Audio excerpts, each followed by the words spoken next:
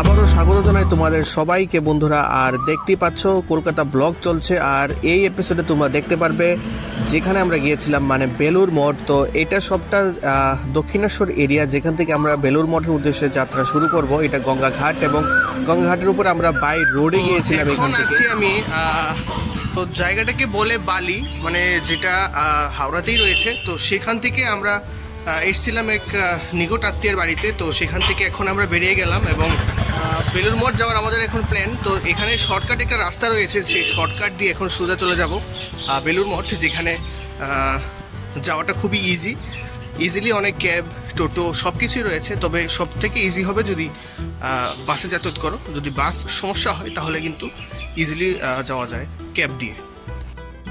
কলকাতা গিয়ে বেলুর মঠ যায়নি এরকম মানুষ খুব কমই আছে। তো সেক্ষেত্রে মা বাবাকে নিয়ে আমি আবার প্রথমবারের মতো ওদেরকে নিয়ে চলে গেলাম বেলুর মঠ, যেখানে রয়েছে রামকৃষ্ণ মঠ আর মিশন। আর সেই মন্দিরের দর্শন পাওয়া একটা ভাগ্যের ব্যাপার হয়ে থাকে, কারণ মন্দির খোলার টাইমিং থাকে। তো সেই টাইমিংগুলি অবশ্যই সবার জানা থাকে, আমি টাইমিংগুলো দিয়ে দেবো এখানে। আর দেখতে পাচ্ছ হোলি মাদার্স এখানে ডিফাইন অনেক কিছু রয়েছে প্রবেশ পথের মধ্যে। মেন গেট থেকে শুরু করে দেখা যাচ্ছে চত্বরে কিন্তু প্রচণ্ড মানুষ রয়েছে। আর এখানে এক এক করে কিন্তু অনেকগুলোই গন্তব্যস্থান রয়েছে যেখানে কিন্তু দর্শন করা যায় সব কিছু। তো সেখানে জুতো রাখার, মানি ব্যাগ, পার্স রাখার আলাদা করে সব ব্যবস্থাপনা করা রয়েছে সম্পূর্ণ মন্দির চত্বরে।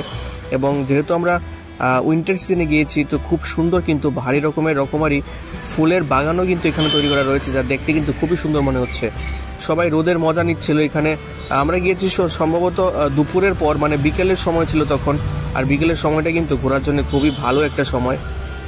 তো সেখানে কিন্তু প্রচুর মানুষজন লক্ষ্য করা যাচ্ছে। তো এই হলো সেই রোডটা। আমরা মন্দির দর্শন করেছি, সেখানে কিন্তু মোবাইল এলাও না, তাই মন্দিরের ভিতরে আমরা ভিডিও বা ছবি তুলতে পারিনি। তো ফাইনালি মন্দির থেকে বের হয়ে আমরা চলে আসলাম সোজা ফেরিঘাট, যেটা বেলুর মঠ ফেরিঘাট। এখান থেকে আমরা দক্ষিণেশ্বর উদ্দেশ্যে যাব। দক্ষিণেশ্বর থেকে তারপর আমরা আমাদের পরবর্তী গন্তব্যস্থানে যাব। তো সেখানে কিন্তু গঙ্গার যে ফেরি রয়েছে, যে ফেরিতে আমরা উঠে গিয়েছি। এবং এই যে জায়গাটা গঙ্গার উপর এপার উপাস দেখা যাচ্ছে না, এত বড় গঙ্গার যে তট রেখা রয়েছে, মানে যেখানে মানুষের প্রচণ্ড ভিড় থাকে ফেরির মধ্যে, কিন্তু তা সত্ত্বেও কিন্তু খুব সুন্দরভাবে কিন্তু মানে চলাচল করে। আর দেখতে পাচ্ছ এখানে কিন্তু রবীন্দ্র সেতু রয়েছে, সেটার নিচ দিয়ে কিন্তু আমরা যাব।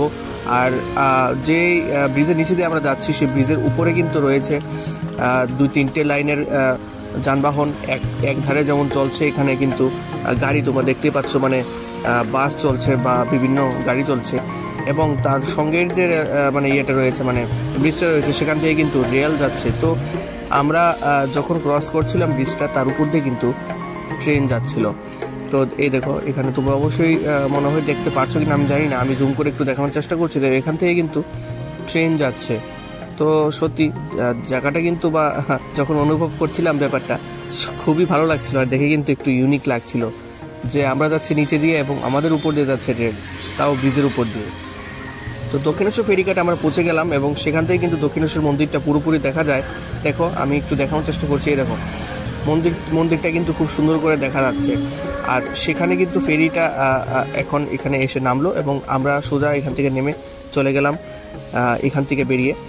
আর সোজা আমরা চলে গেলাম আমাদের রুমে, যেখানে আমরা স্টে করছিলাম। রুমে পৌঁছানোর মাত্রই আমাদের একটা ভূতিয়া কাণ্ড হয়েছে। ভূতিয়া বলতে একটা হাসির কাণ্ড। আমরা যে রুমে রয়েছি, রাতবেলা লাইট অফ করলে এটা একটা পাওয়ার দেয়। তো সেটা একটা হাসির ঘটনা। এইটা আমাদের রিফ্লেকশন দেয় ডিজের মতো আর কি।